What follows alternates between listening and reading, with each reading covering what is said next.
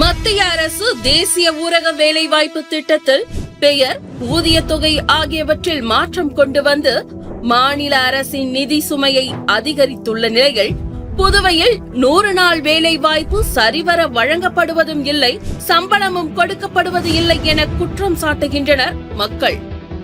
100 நாள் வேலை தரேன்னு சொல்லிட்டு எங்களுக்கு 8 நாள் 10 நாள் கூட வேலை சரியா தர மாட்டேங்கிறாங்க. கேட்டா யாரும் அதுக்கு முன் வந்து எங்களுக்கு பதில் அளிக்க மாட்டேங்கிறாங்க. 4 நாள் கொடுத்தாங்க, போனோம் செஞ்சோம். அந்த 4 நாளோட நாங்க நின்றுட்டோம். திரும்பி 7 நாள் கொடுத்தாங்க. அந்த 7 நாளோட நின்று போச்சு வேலை. ஏறி வேலைன்னு சொல்றாங்களே பசம், அட்டனன்ஸ் எடுக்கிறாங்க, போடுவாங்க. ரொம்ப கட்டிக்க மாட்டாங்க. 10 நாள் வேலை கொடுக்க மாட்டாங்க. கேட்டாக்கா மீண்டு வந்தாக்கா போயிடுன்றாங்க வீட்டுக்கு. சம்பளம் 300 ரூபாய்ன்றாங்க, 250 ரூபாய் அப்படி தராங்க. அதான அந்த வேலை கிடையாது. அப்படி எப்படி படிக்கிறது? அது சம்பளம் பேங்க் போனாக்கா சம்பளம் ஒழுங்கா கிடைக்க மாட்டேங்குது எங்களுக்கு. ஏன் இப்படி இந்த சம்பளம்னு கேட்டாக்கா அவங்க போறதான் நாங்க கொடுக்குறோம்னு சொல்றாங்க.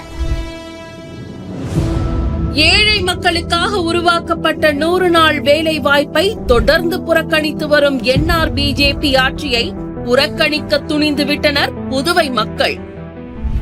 இனி வேண்டாம் என்ஆர் பிஜேபி.